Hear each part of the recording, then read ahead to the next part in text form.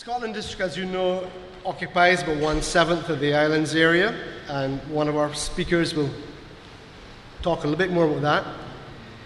I decided to have a look at the population, which was a more challenging thing, and I went to the census, and I tried to cut corners and said, well, St Andrew and St Joseph, that's mainly Scotland District, and that amounts to about 11,000 people out of 278,000 in the 2010 census, so that's less than 4%. I know it extends beyond that. There's some St John, and we were even arguing whether a piece of St Philip might just be in, but certainly population-wise it's probably a very small portion of Barbados. But I'm not going to say much more about the topic because we have the experts here. I'm just going to now very quickly introduce you to the panel. So on my left, we have Trevor Rudder, who was educated at Buxton Boys' School, the Barbados Academy, and Harrison College. He entered employment in the agricultural industry in 1954 as a supervisor of the 250-acre Castle Grant plantation, and he remained there until 1966.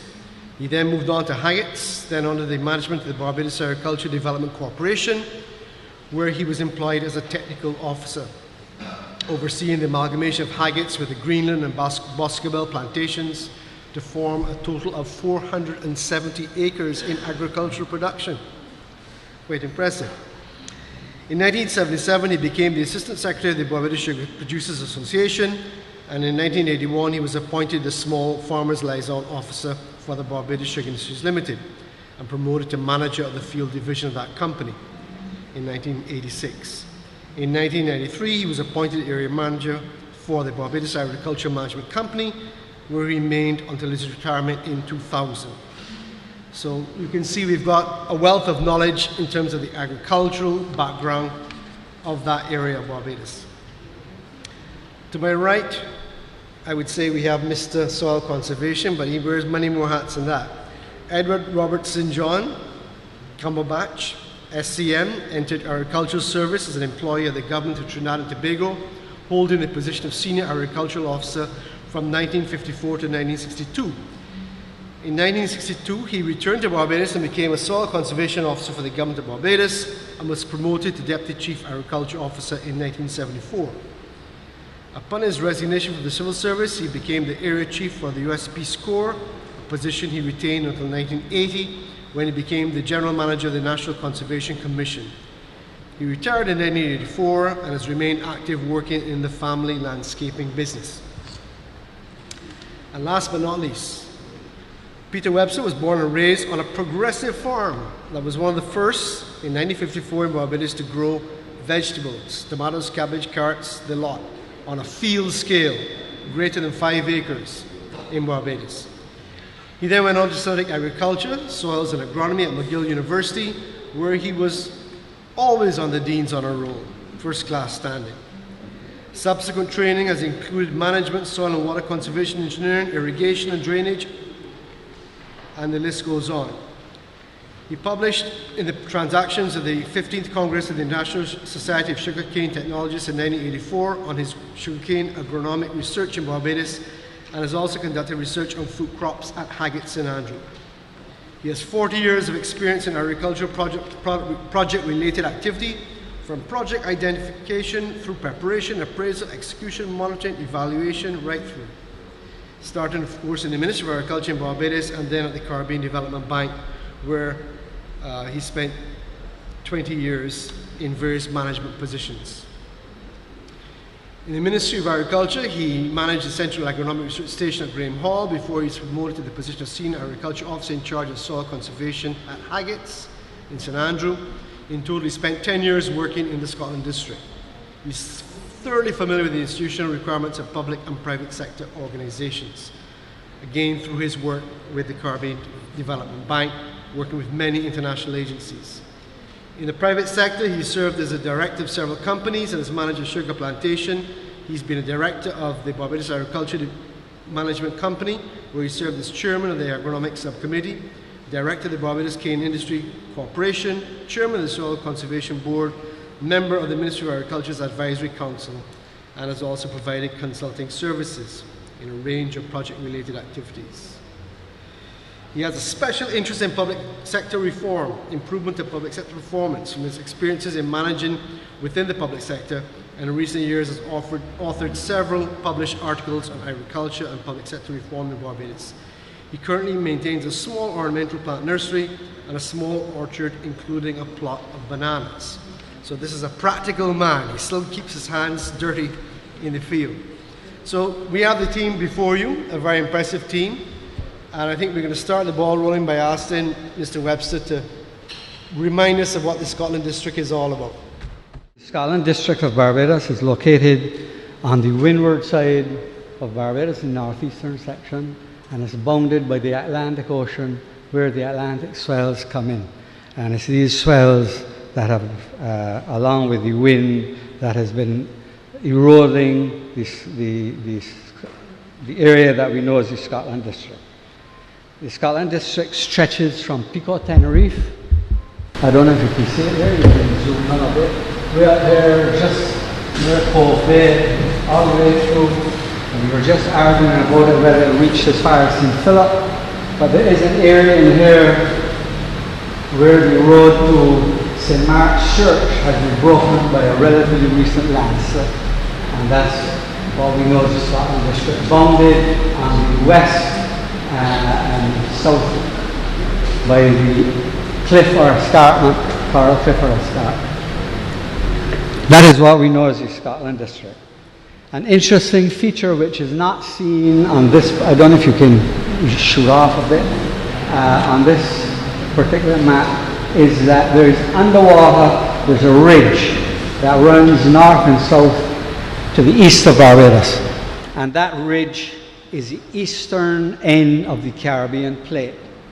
As you know, the Caribbean plate is riding on top of the Atlantic plate, and it's the movement of these two plates which has pushed up Barbados.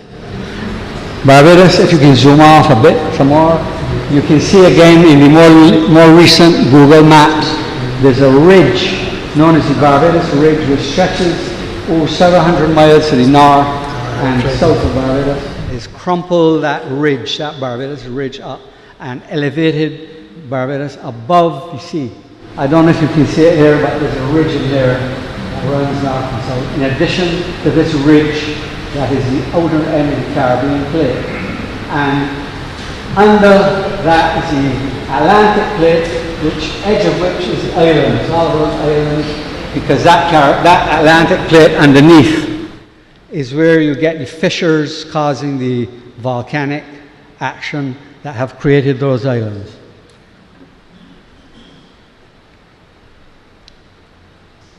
Yeah, initially Barbados probably started out as it was being lifted up, oval in shape. So all of this area that would have been part of that oval shape has been eroded away. And what is left, the Scotland District, is known as an erosion window into Barbados. Because as it was lifted out of the seabed, you got your coral cap on top, and you got that whole northeastern section exposed to the elements, the sea action, and the wind and rain erosion. As mentioned already, the Scotland District covers 22 square miles, or approximately 1/7 of the total of Barbados, or roughly 14,000 acres of land. Not something that Barbados can easily afford not to deal with. We can't just forget it, despite how badly it eroded and the problems it has. If you can do a quick little bird's eye view or tour of the Scotland District, we hope that we would have got a more clear picture of the Google Earth. But starting in the north, there are several areas, beginning with Boscobel, Morgan Lewis, that has never been cultivated. Then there's an area between Morgan Lewis and Greenland, where again there's a good 200 acres in there that's not cultivated. And there's another area between Greenland and New Walker's Valley that maybe as much as 500 acres in there, again badlands that has not been cultivated. And as you come around, even back areas under Castle Grant that has been badly eroded, that Mr. Rudder said they used to cultivate as much as 46 acres, and now none of that is cultivated. stretching all the way down to Fraser's, that whole Fraser's Valley up north of Castle Grant under the escarpment. So you're getting the idea of what the Scotland district looks like. There's a whole area under the cliff stretching from George River all the way back to Newcastle, where it's reforested with just tree crops. And of course, interesting features are the sand quarry that sticks out very clearly up here, where there's mining. And there are several spots where there's springs and waters available coming out into the district. So there is some irrigation potential in addition to that of the mining and tree crops. Just a brief overview then. The northern section is relatively dry and exposed, and it's the area that the Ministry of Agriculture had sort of targeted originally for livestock, dairy, beef and sheep, while the southern areas are more protected where you have leeward slopes and valleys that are more suitable to food crops and tree crops. Other areas that are very badly eroded, we can't really see them, are the Baxter's, White Hill area, Moe's Bottom, back to Turner's Hall. That is a big area in there again that very little is being cultivated. It's very badly eroded, and the potential is minimum. I suppose because when the English came and they saw how hilly this section of Barbados was, they said, oh, it's like that place called Scotland, you know, we don't do much with up there, so let's call it the Scotland district. And that, I presume, is how it got its name. It is a peculiar area of Barbados. In 1937, I was 7 years old, and my father, you couldn't think somebody could live so long. No. My father said to me, Edward, there's been a lot of rain in the Scotland district, and I want to take you down there. I don't know why me of the 5 children. I want to take you down there, and let us see if we can find the Breedy Mill. So we got in the car, you know what he's talking about. But I like to hear about rain and so on in Scotland district. And we came up past, of course, Farley Hill, which is not a national park. They keep saying this. The National Park of Barbados up there is a good slice of what Peter has just been showing you. And we went down past Cleland, a lot of information recently about Cleland, which we need not think about too much. And soon after they passed the Big Rock, as you're going down the hill, for those of you who have been in that area, there's a big rock after you pass Cleland Yard, and you turn slightly left. And he says, there it is. There's the Breedy Mill. Now, Breedy was a little plantation, and the mill had disappeared sometime in the past. Because with the movements of soil in the Scotland district, those kind of things can happen. One area can slump and be covered, another area can be pushed up and you can see it. So he says, there is the Breedy Mill. And he wanted to see this Breedy Mill come back to life. But of course, I just remember it. I wasn't too interested in the Breedy Mill until I got bigger and was in the Scotland district. And then we went around and we heard the Sedgemoor Road is all out. So he wanted to drive it past Sedgemoor Plantation because he had business at the top of the hill in the village there at the top of the hill. And the people said to him, you're foolish or what?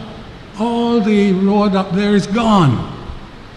And it took a long time before that road was restored. Having been restored, it's gone again.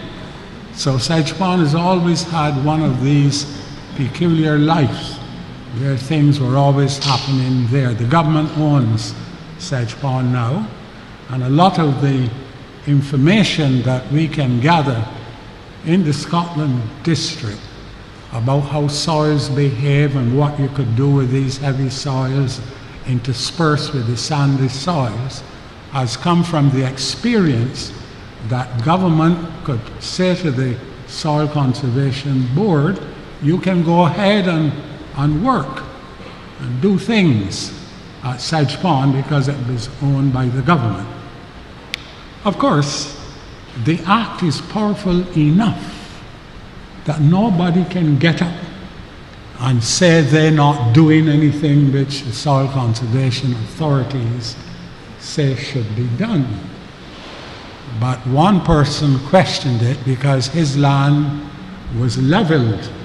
The place was very hilly and very steep valleys, and so he decided when the government had done all the work on his plantation and leveled it up and so on, he took the government to court. And thank goodness for me, because I wasn't long as soil conservation officer. I didn't know much about the area. My secretary went to court with him, a man called Leo Austin. And Austin had read the act, and he knew the act. And he won the case. For those of you who want to know, it's Dr. Reader. So he won the case. And so it became known that people in the Scotland district were subject to the laws of Barbados governing the Scotland district. And very roughly, the Scotland district is a geological problem. After you've passed the ridge by the same place I mentioned, where people go to sing every morning and so on, Van Cleland, after you pass that ridge, you are now in the Scotland district. You're now dealing with sands and clays. You're dealing with springs which emanate anywhere, because the sands, of course, will allow water to penetrate the rains. The clays are fantastic. The clays are heavy black clays which are virtually impervious. And if a sand ridge collects water from the rains or wherever and comes to that black clay area, you have already set up a spring.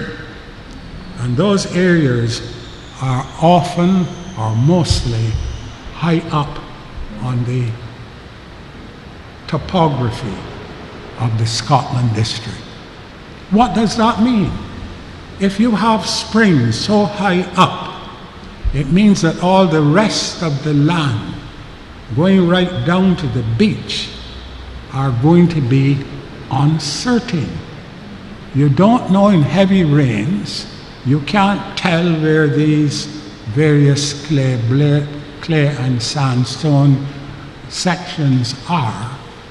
And it's happening. Rain is falling, water is passing through the sandy areas and comes up against this Eocene clay, which is impervious. And therefore springs emerge.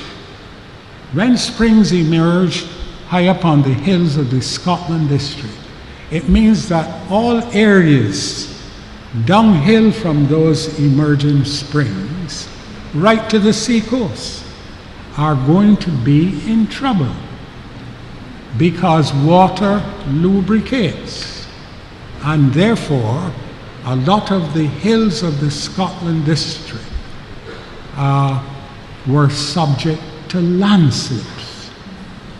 And when human beings like us in the early 70s, the late 50s, the act is 1952, 53, 52 act. When we, coming in these recent ages, come in to do something with the Scotland district, because the governments became worried about all the landslips, agriculture whether with sugar cane or other crops, were uncertain. Would you reap them or would you lose them? Houses planted too high on the slopes. What would happen to those houses? Would they crack? Would they disappear? Would they remain there? So in that uncertainty, government introduces a Soil Conservation Act. Peter Webster, where is he gone? Trevor Rudder, we are servants of that act. If you have knowledge of the problems, you cannot just run away from them. If you're employed as we were, and Trevor was in the private sector, and you know what it was like to grow crops, and you know that you can't be sure of those crops, even if you had property out of wall. You heard me speaking earlier about the Breedy Wall. It was a little windmill. It had disappeared for years. And suddenly in 1937, it emerged again. It didn't last so long. Within a few months or so, it went back down. So I couldn't show you really where the Breedy's mill is. Yes, I could show you, but you may not believe me because I'll just be pointing to a spot. So in this uncertain area, the government introduces in the late 1950s the Scotland District Soil Conservation Act. I pause to let that sink in, because generally speaking, people do not know about the act. Not even civil servants who recently has been working down there, not even politicians who may be members for St. Andrew or members for St. Joseph or St. John, may not know about the act and can parade as they parade on matters sometimes which they know nothing about. My father was a politician as well. He didn't last long. So I can speak like that because I've come from a political tree. When politicians begin to pump a set and they do not know the act, then trouble starts. When civil servants employed by the soil conservation authorities do not study the act, then you have problems again, because they're put in charge of seeing that things don't go wrong in the Scotland district. Whether you're a politician or a director of this, a prime minister, you must know the act. When I was appointed manager of Haggett's Plantation in 1966, my first thought was, well, I know it's different from what I was accustomed to, yet where I was at Castle Grant, there was a total of about 50 acres of land which was classified as being in the Scotland area because of the type of topography. Hills were very steep, soils were different, some chalk, some clays, no sand, and worst of all, what Edward would refer to would be the Joseph muds, which were black, sticky stuff. So I was not entirely without some knowledge of the Scotland district. But one of the things which I thought I ought to know most of all, first of all, was the type of people that you were dealing with. Because I was to come to a very rude awakening that the attitudes of the people in St. Andrew at that time were quite different from the workers on the hill, as they said, in St. Joseph, especially with regard to working together, working as a unit, more than one person joining together with 2 or 3 others to work as a unit in order to achieve economies of scale and greater productivity for your equipment. My first thought was that I was accustomed to having groups of men, what Barbadians always call gangs of men or women, as numbering 6 or 7 working together as one. The cane that they harvested would go to the factory under the name of one individual of the 7, and the dollars for that load of cane would be divided equally. But when I tried to get that sort of association and coming together in Scotland area in St. Andrew, and apparently it was true throughout the whole of the Scotland area, I ran into great difficulty because there was always an argument as to why should I work with A or B, because the cane that he's cutting is not as strong as the cane that I am cutting. It's going to weigh less. I am going to be cutting more tons than he is cutting. And that went on for about a week or so. And eventually I got, I think, 4 men to cut as a unit.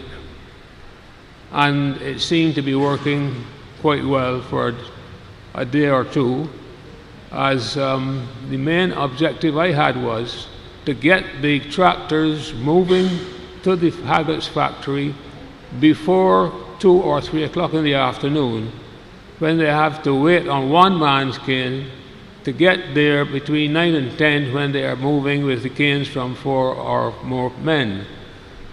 And I said that seemed to work for about a week and a half. And then one morning I found one of the guys cutting cane somewhere else, and 2 others cutting in another location, and another fellow cutting by himself. And then they told me, Skipper, it can't work. It can't work at all, because it is true that some parts of a field the yield of cane would be slightly less than in other parts. And if I meet the area that is relatively light, I'm going to get through more quickly than the other fellows, and I'm going to go home and get my money while they cut the cane. So that was one of my first difficulties in trying to get the workers organized, and eventually I had to give up and say, okay, do what you have been doing.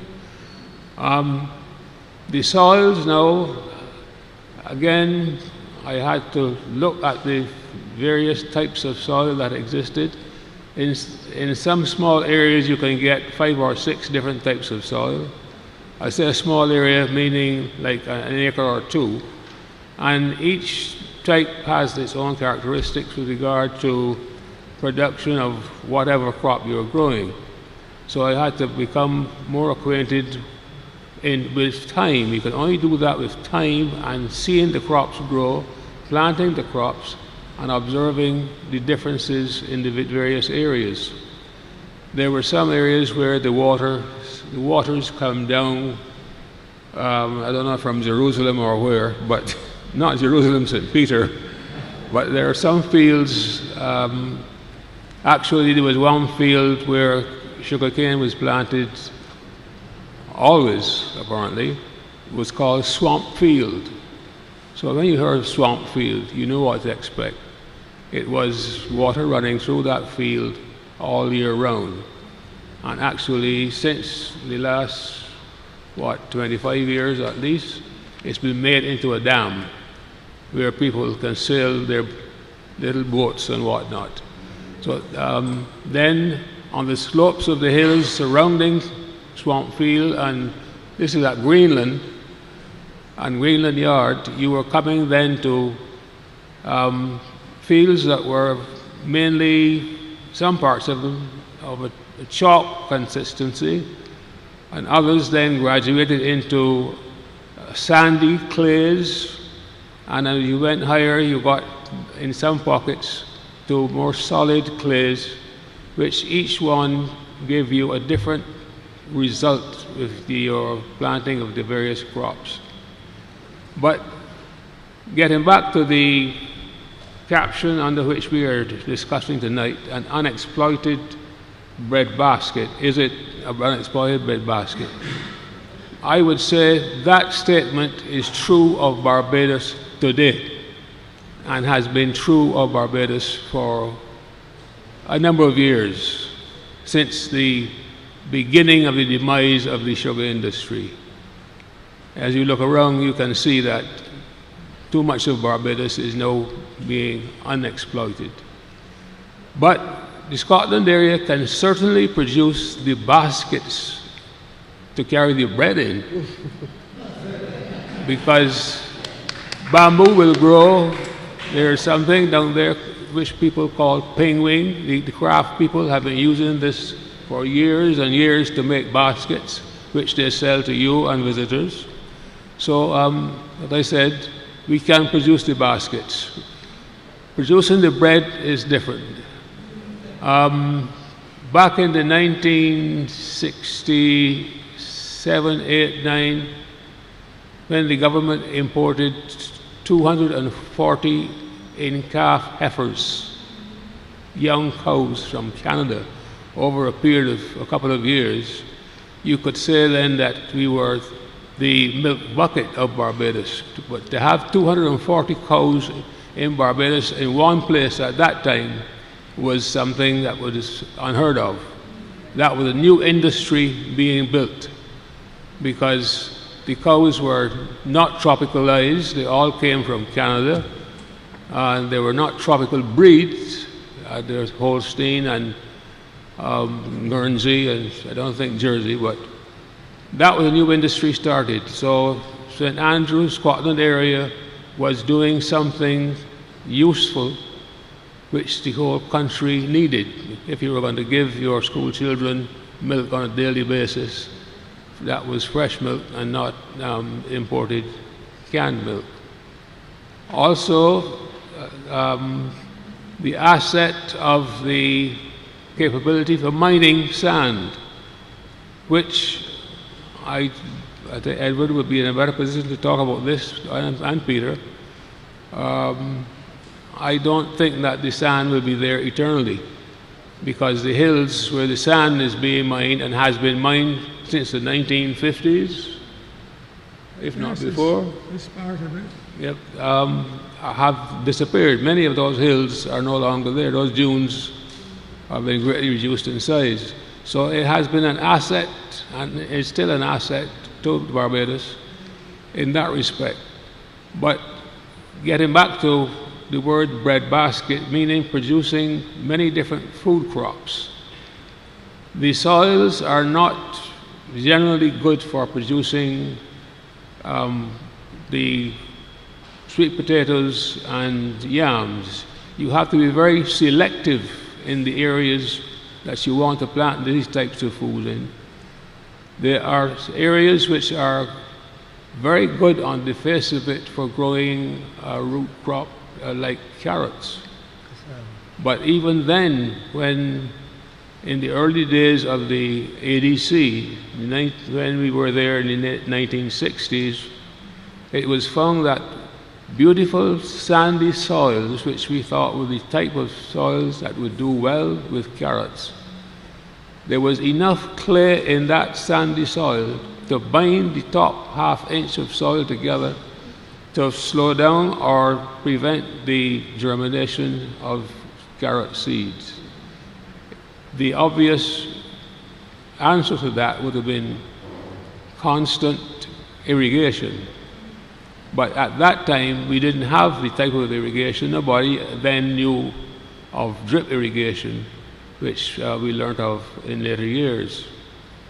Again, from the breadbasket perspective, some parts of it have been planned for grasses. Some of the slopes, I think, going towards the north of the area of St. Andrew, planned for grasses, which in turn would feed your livestock. So you were still capable of producing food for the country. Vine crops, your pumpkins, cucumbers, etc., are more easily grown. Tomatoes as well, given the season and the soil type, can do very well, depending on the varieties as well, because I've seen 2 acres of tomatoes planted in a field down there in the Greenland area, and I think we got about 20 pounds from the field. They just did not flower. It was a variety called Manalusi, where if it was Italian or not, I don't know, but it just did not flower. But the ones that did flower gave a huge tomato, but that was not what we wanted. A host of crops can be tried. As I said, yams can do well in some areas. Again, using the history of the sugar factory location, where the ash from the factory, when it left, was deposited in the field at the west of the factory.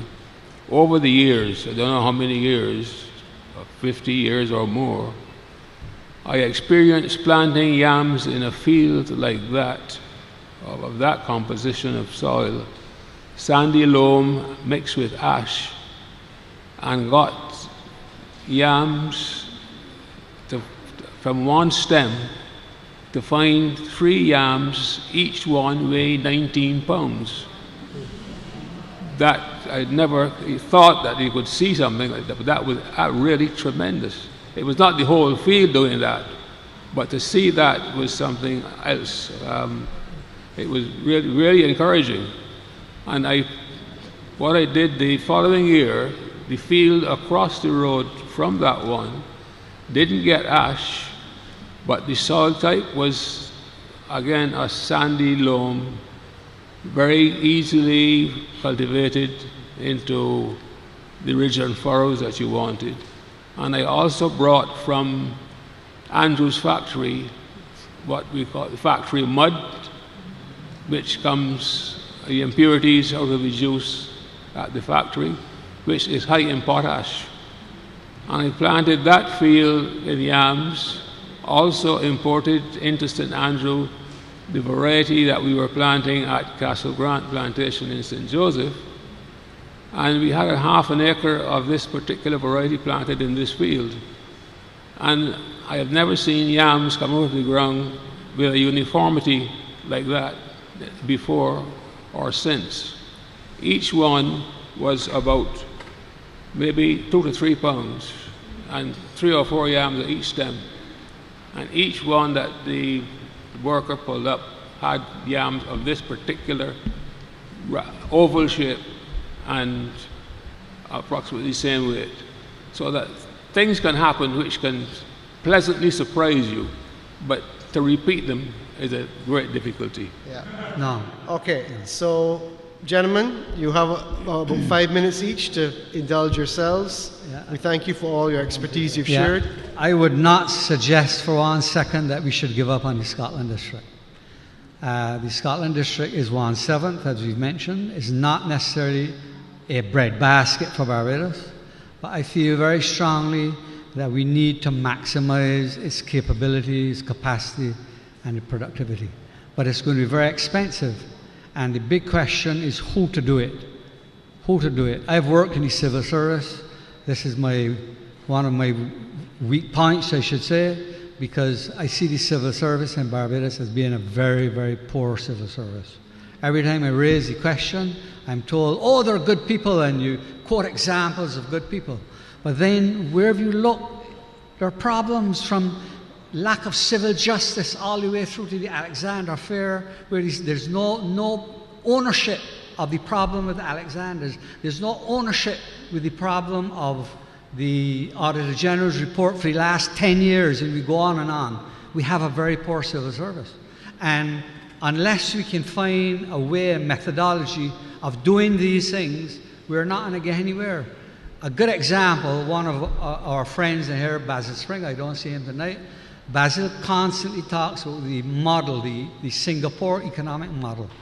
And I keep reminding Basil, but haven't heard him say it, the base, the foundation of the economic model Singapore economic model is a productive civil service. The civil servants in Singapore are paid higher salary rates than the private sector in Singapore. They have a very productive sector, and that is the base of their model.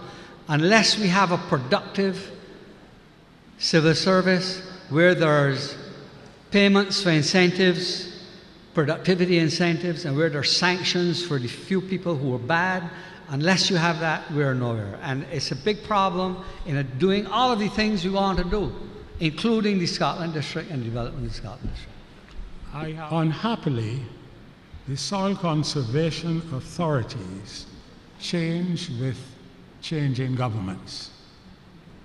And if you put different people in charge, not the top civil service, they are in their positions, but the people who are sent to the Scotland District Soil Conservation Area keep changing. They are not properly trained.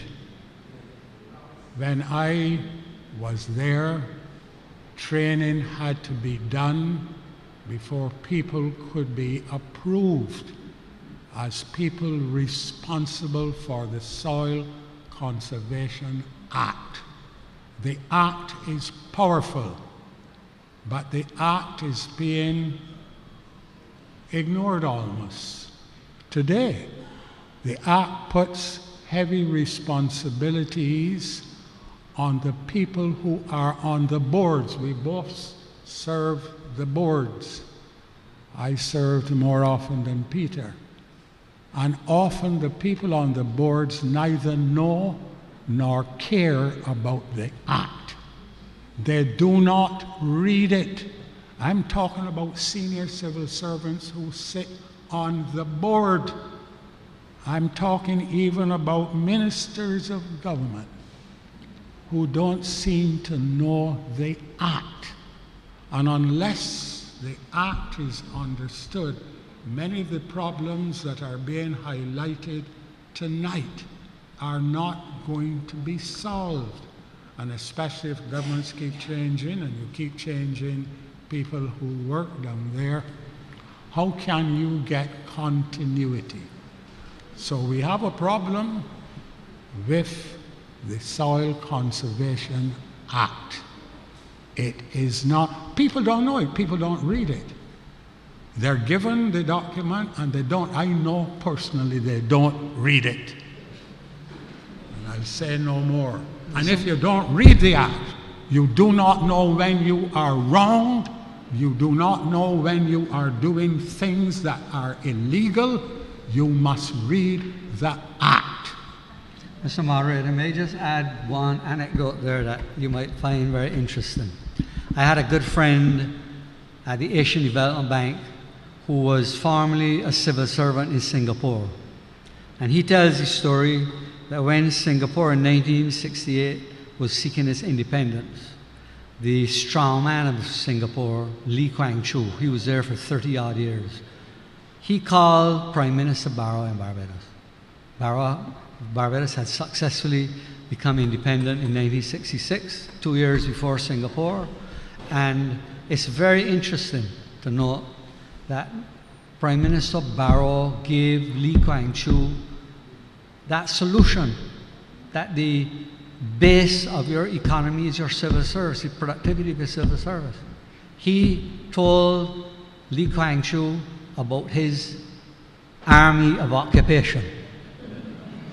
And my friend at the Asian Development could tell me that story. An interesting point. In 1966, when I went to Haggart's plantation, 1966 turned out to be a year of one of the heaviest rainfalls that Barbados had ever had, where in the high rainfall area, at least one or two plantations recorded over 100 inches of rain that year. At Haggart's, where I was, we had 96 inches of rain. I was actually living at Bruceville and not Haggart's itself. And in that year, 1966, living at Bruceville, I had to make accommodation to receive about 24 head of cattle which were pastured at Sedge Pond. And I had to receive them because December 1966 was one of the heaviest rainfall months we have ever had. And the dam at Sedge Pond broke. And they had to get the cattle off the pasture, otherwise, eventually, they might have lost them. That's 1966. In 1970, October 2nd, 1970, I will always remember, living at Haggett's, we had 16 inches of rain within 4 hours. A dam at Greenland broke. And for a month after that, we used to drive on the road between the junction of Shorey Village and Greenland Plantation Yard on the sand and whatever else came down from that dam at Greenland. I'm just saying this to remind people that in Barbados, when you get rainfall of that magnitude, I don't know what will happen, but I can tell you what has happened. The only thing I could add to that is that an Israeli engineer sat at a table in the ADC office where I was present, and he said, if this were Israel, we would have a dam behind Haggett's factory up to Hillaby. We would build a dam to retain the water from that entire valley. Well, I didn't mention anything of rainfall because I don't know how much rainfall Israel gets. Thank you. Okay, well, thank you for being a very engaged audience, putting some good questions, keeping the panel on their toes. We've really appreciated their contribution. I'd like you to join me in thanking them for coming here tonight and sharing with us.